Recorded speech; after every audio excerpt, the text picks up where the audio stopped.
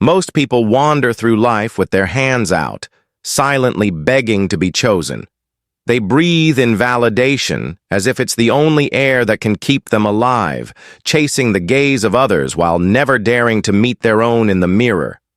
This is the quiet tragedy of our time. To feel unseen in a world that never stops watching and still believe the fault lies in you for not shining brightly enough. But here's the truth.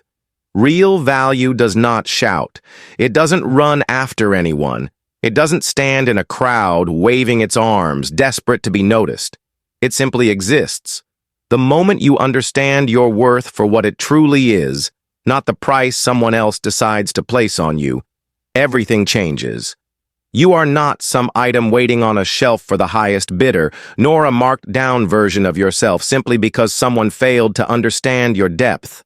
The real mistake is believing your worth is something to prove rather than something to recognize.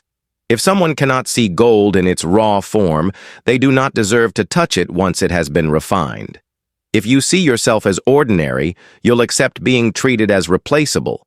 You'll beg for space, you'll bargain for attention, and each time you will come away feeling smaller, not because you are, but because you allowed the world to measure you by their scale. If you want to be seen as a treasure, you must stop offering yourself as a discount. Stop lowering your standards just to belong. Stop shrinking so others can feel taller in your presence. There is no grace in desperation, no respect in being endlessly available. Rarity is not about how many people want you. It's about how few are truly allowed to reach you. It's in the way your energy feels like sacred ground. It's in the silence that draws people closer, wondering what lies beyond the gates. It's in the truth that not everyone gets access to your inner world, and those who do must earn it. Yes, I know you were taught to prove yourself. You were told that if you gave more, loved harder, tried endlessly, then one day you would finally be enough. But the more you gave, the more they took, and the further they drifted. Because what comes too easily rarely holds its value. You didn't become an option because you lacked beauty, intelligence, or depth. You became an option because you forgot that your presence itself is the prize. The rarest things on earth do not compete for attention. They simply are. They do not audition, they do not explain, they do not plead. They exist in full truth, and that truth creates its own gravity. So the question is not, how do I get chosen? But how do I remember that I have always been enough? The crown you've been waiting for was already placed upon your head the moment you were born. Everything you hide, soften, or silence to be accepted is the very thing that would set you apart if you dared to embrace it. Your depth, your stillness, your mystery, your lines in the sand.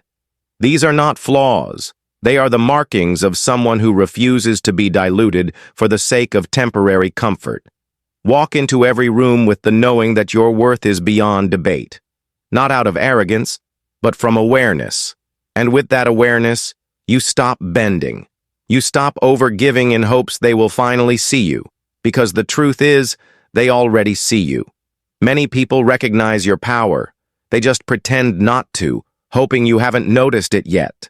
Hoping you'll keep underselling yourself for their benefit. But once you awaken to your value, you become too costly for their convenience. And that is exactly how it should be. You must be willing to be too much for those who only want just enough. You must be willing to let go of those who seek easy access to something they haven't earned. You are not ordinary. And because of that, you will not be for everyone. And that is the point. The rarest treasures are not meant for every hand. They are meant for the ones who can recognize them, hold them, and never let them go. And the moment you stop giving yourself away like an afterthought, the world will have no choice but to meet you at the value you have always carried. You must rise so far above the hunger to be chosen that your very absence speaks louder than your presence ever did. When you truly understand your worth, you stop putting yourself on clearance. You stop leaving the door open for people who can't decide whether to walk in. You stop waiting for someone else's eyes to confirm what you already know. You become the vision, the standard, the rare thing people can't look away from. The paradox is that the second you no longer need their approval, they begin to notice you, because desperation can be sensed. And the truth no one tells you is that people rarely value what depends on them. They value what doesn't. You think kindness, availability, endless proof of your love will win you a place in their heart? But the one who gives, without end, without boundaries, eventually fades into the background. To be everywhere is to be nowhere. To be always reachable is to be easily forgotten. You were never made to perform on command or to mold yourself into someone else's comfort. But somewhere along the way, you were taught that if you just gave a little more, smiled a little longer, tried a little harder, they would finally see you. They would finally stay. They would finally choose you. And so you became a mirror, reflecting back what others wanted to see, until they no longer needed the reflection and walked away. Approval feels good in the moment, but it is a drug. The high fades as soon as the clapping stops, as soon as the messages go silent, as soon as their need for you ends. And in that quiet, you panic. You tear yourself apart, wondering what you did wrong, how you could have been more, better, different. The truth is, you abandoned yourself just to feel chosen. You forgot that those who truly know their worth don't wait for someone else to hand them value. They carry it in their standards, in their solitude, in their refusal to dilute themselves for temporary warmth. When you make someone else the source of your worth, you also make them capable of destroying you. If their praise can build you, their rejection can break you. That is not love. That is emotional captivity. Most people stay stuck as options because they are chasing applause instead of alignment. They are so desperate to be picked that they disappear in the process. But what is the point of being chosen if it costs you your own reflection? The rarest kind of power belongs to those who validate themselves, those who do not crumble in silence, those who can walk away while their heart still wants to stay, those who would rather lose someone than lose themselves. That kind of self-possession draws people in without effort because mystery lives where approval is irrelevant. If you no longer want to be an option, stop making your worth something that can be debated. Stop trimming the truth of who you are to fit inside someone else's comfort. The ones who can't stand in the full light of your presence were never meant to walk beside you. Let them go. You were not made to be consumed by everyone. You were made to be understood by the few who see you exactly as you are. And yes, when you stop needing validation, the room will grow quieter. You will lose those who only came for what you could give them, but their absence is not loss. It is freedom. It is the moment your soul returns home to itself, whole, steady, untouchable. Because when you no longer seek to be chosen, something extraordinary happens. You become the one others want to earn. Not because you are playing hard to get, but because you've stopped playing altogether. You rise without noise, without spectacle, without compromise. Because what is truly valuable never competes for attention. It does not audition for love. It does not chase applause. It simply lives, and by living fully, it cannot be ignored. And those who are meant to see it always will. There's a reason silence turns more heads than noise, because real presence doesn't fight for attention. It holds it without effort. It's not in the flash or the volume. It's in something deeper. The calm in your tone, the steadiness in your gaze, the quiet way you carry yourself like you know exactly who you are, even when no one's watching. If you want to be seen as a luxury, stop dressing up the hollow parts and start feeding the parts that matter. Real luxury doesn't chase eyes. It draws them without even trying. We live in a time where people have mastered polishing the surface while leaving the inside untouched. They know how to look wanted, but not how to be worth wanting. They perform flawlessly, but fear the pause between acts. They build a life made for display and forget that true presence is not a costume. It's an energy. And energy can't be faked. You can wear elegance like clothing, but if it's not in your bones, people will feel the space between what you show and what you are. Your worth is not in how much attention you can pull, but in how little you need. The world teaches you to chase beauty, status, image, but a decorated shell is still fragile when tapped. Depth, on the other hand, is unshakable. It doesn't need to scream to be heard. It lives in stillness, in restraint, in the refusal to prove itself. True elegance belongs to the one who doesn't flinch in the quiet, who doesn't fill the air just to feel important, who understands that they can shift an entire room, not by being the loudest, but by being the most anchored. People remember the one who stood still and yet somehow said everything without a single word. So stop chasing visibility. Start cultivating substance. Become the kind of person whose value is felt before it's even spoken. That starts when you know who you are in the moments no one is applauding, when the room is silent, when there's no praise or spotlight. Most crumble there. But if you've done the work, you remain whole. There is no luxury in pretending, no elegance in being everything to everyone. You become magnetic when you become real. When your words come from a place that's lived, not rehearsed. When your presence is steady instead of staged. People can't always name it, but they feel it. In the way you don't chase, in the way you don't shrink, in the way you look at someone not to be noticed, but to truly see them. That kind of energy makes people lean in. They start listening more to your silence than they ever did to your voice.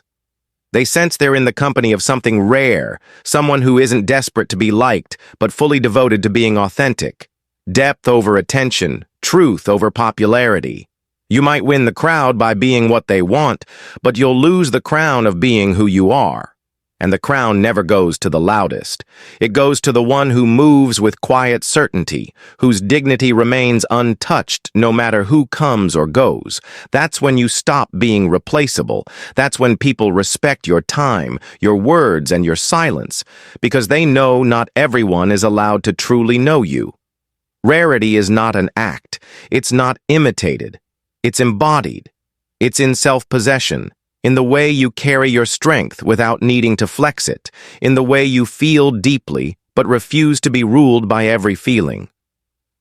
Emotional detachment is not coldness. It's mastery, the ability to feel it all and still choose your response. Most people are at the mercy of their emotions. They love only when they are loved, vanish when they are hurt, lash out when they are angry, and mistake that chaos for passion. But true power doesn't live in reaction. It lives in restraint, in the steady hands that can hold both fire and water without spilling either. It's in staying anchored when every instinct inside you wants to run, shout, or reach out. The real strength is learning to feel deeply yet hold lightly, to love without needing completion, to care without gripping tight. That is where freedom begins. Because the moment your emotions dictate your choices, you hand your power to the hands of others. They can lift you with a word or crush you with silence. And once people know they have that kind of pull over you, your boundaries dissolve. You become predictable. You become easy to move. But when you master detachment, not as a wall, but as a deliberate way of living, the dynamic shifts. You stop spilling your energy everywhere. You stop offering your reactions to every tug on your heart. You become a mystery, not because you're hiding, but because your emotions are no longer public property. People begin to wonder what's on your mind, why you didn't flinch, why you didn't rush to explain. And in that stillness, in that control, your power speaks louder than anything you could say. They can feel when they can't pull your strings, and that forces them to treat you differently. There's a rare dignity in not having to prove your care, in letting feelings exist without dissecting them, in holding space for discomfort, without racing to erase it. That's the essence of luxury in a world drowning in overreactions, over-explanations, and emotional chaos. The person who can walk through the storm and still speak with calm, who moves with intention no matter the pressure. That person is unforgettable. This isn't shutting down. This isn't pretending not to feel. It's making your emotions your allies instead of your captors. It's watching them rise without letting them drag you under. When you're triggered, you don't lash out, defend yourself, or plead your worth. You breathe. You return to your center. You respond from clarity, not panic. There is nothing more unsettling to someone than a person they cannot emotionally bait. Someone who stays steady when ignored, who doesn't chase when dismissed, who remains whole when rejected. That kind of emotional discipline rattles people because it makes you untouchable. And the moment they realize they cannot control you, they start respecting you, sometimes even fearing losing you. Those who live from this grounded place don't need to raise their voices to be heard. Their calm carries more weight than most people's noise. Their silence leaves a mark. Their absence, when given, is heavier than another's constant presence. This is the energy that lingers long after you've left the room, the kind that makes people stop and reconsider who they're dealing with. And that is why emotional detachment is the root of this power. Not coldness, not indifference, self-respect. You care, but you don't cling. You feel, but you don't collapse. You love, but you don't disappear inside it. Some will call it distance, unreadability, even coldness. Let them. Their misunderstanding is not yours to fix. Those who truly see you will never ask you to abandon your center just to soothe their insecurity. You owe no explanation for your calm, no defense for your peace, and you certainly don't need to lower your discipline to make others feel more in control. The one who can sit in stillness, who can love without chains, who can walk away without bitterness. That is the one people never forget. But you cannot claim to be valuable while repeatedly choosing spaces where you are treated as an afterthought. That contradiction will keep you trapped. Too many cry out for respect, love, and recognition, yet continue saying yes to what wounds them. They remain in rooms where their absence would barely be noticed, where they are called only when useful, where their presence is tolerated instead of treasured. And then comes the quiet ache of wondering why you're never treated like a priority. But here's the truth. No one will ever see you as a luxury if you keep showing up like an option.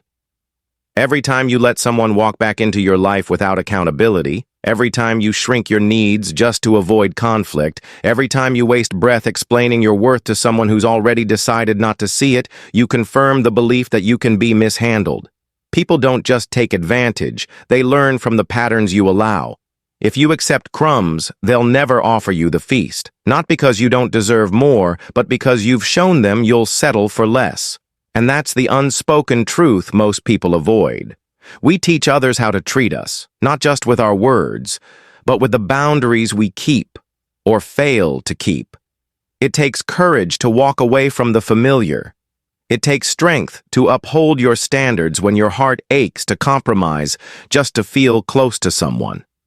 But each time you choose alignment over attachment, you reclaim another piece of yourself.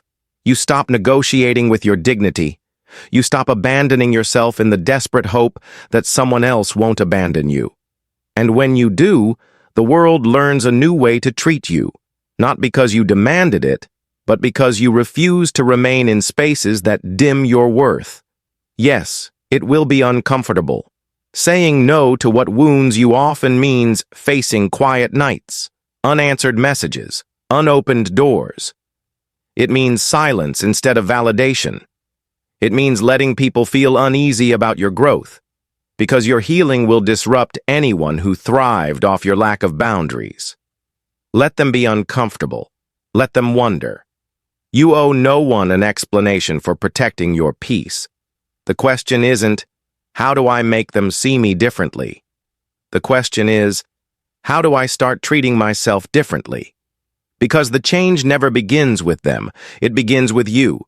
You stop explaining yourself into exhaustion. You stop chasing after closure that will never come. You stop offering proof of what should already be obvious. You hold your ground. You honor your worth, even when no one is clapping. And the moment you become unavailable to chaos, inconsistency, and emotional scraps, people begin to feel the heaviness of your absence. Only then do they realize the weight your presence carried. But they can't learn that lesson if you rush back at the first knock on the door, if you keep giving one more chance, one more excuse, one more piece of yourself. You may think you're being loving, forgiving, patient, but without self-respect, that's not love. That's attachment wearing the mask of compassion. There's nothing wrong with having a soft heart, but a soft heart without strong boundaries is a liability. You're not here to be endlessly available to those who recognize your value, yet choose to ignore it. You're here to be whole, to be rare, to be rooted. And sometimes that means the most loving thing you can do is leave. Leave the conversation that goes nowhere. Leave the connection that keeps you anxious. Leave the story where you're always proving and pleasing. Your energy is sacred, and not everyone has earned the right to touch it. The ones who belong in your life won't need convincing. They'll see it, they'll honor it, they'll match it.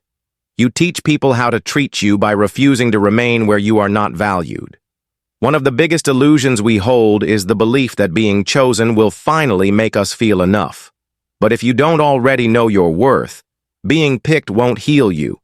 It will only turn into another performance, another mask, another silent emptiness. You don't rise by being agreeable. You rise by being true. And while the world is overflowing with people who are likable, digestible, and forgettable, very few choose the path of becoming truly unforgettable. Unforgettable isn't born from blending in. It's born from standing out, not because you forced yourself to be different, but because you dared to be real. And being real means releasing the constant hunger for approval, surrendering the need to be liked by everyone. Because the price of universal acceptance is always self-abandonment. You start trimming away your edges, softening your truths, dimming your light, just to make others comfortable. But you weren't born to be a watered-down version of yourself. The moment you carry yourself like the prize you are, something shifts. It's not arrogance, it's alignment. A quiet, unshakable knowing that your presence is a gift. Your time is sacred. Your energy too valuable to be wasted. And this knowing doesn't come from surface-level confidence. It's forged in the fire of inner work. It comes from facing your wounds head-on and healing without expecting someone else to do it for you. It's no longer mistaking attention for love or proximity for depth. Too many people are so desperate to be chosen, they forget to choose themselves. They wait for someone else to confirm their worth, their beauty, their brilliance. But if your value sways with someone else's opinion, it was never anchored in truth. You don't become valuable the moment someone sees it. You already are. Their recognition doesn't create it. It only reveals whether they're capable of seeing clearly. And not everyone is. Some will overlook you because they crave chaos. Some will resist you because your peace disrupts their patterns. Some will walk away because they can't consume you the way they've consumed others. Let them. Your purpose is not to be palatable for those with no appetite for depth. Your role is to remain true to your path, your truth, your standard. You don't win by chasing. You don't win by proving. You win by being so secure in your essence that anyone who doesn't honor it naturally drifts away, not because you force them out, but because they can't survive in the presence of someone who no longer needs to be chosen to feel whole. And that's when everything changes, when you stop trying to convince the world of your worth and start walking as if it's undeniable, when you stop shrinking in rooms just to be accepted, when you stop tolerating half love, half effort, half presence. Real value doesn't beg for attention. It doesn't campaign. It simply exists. It speaks in how you speak to yourself, in what you allow, in what you no longer entertain. Wanting you is easy. Respecting you is rare. Many will want you. Few will respect you. But the ones who do will treat you as a standard, not a second choice. And the only way to invite that kind of respect is to give it to yourself first. No more bargaining with your own needs. No more settling for almost. No more placing your worth in the hands of people who only reach for you when it's convenient. The more you embody your value, the less available you become to those who can't see it. You are not here to be chosen. You are here to choose. When you understand that, you don't just stop being an option, you become unforgettable. You don't become a luxury by shouting for attention. You become a luxury by standing in stillness, by moving with clarity, by knowing yourself so deeply that anyone blind to it simply doesn't matter. Let them chase noise. You become the standard, because the moment you stop asking to be chosen is the moment they realize you never needed to be.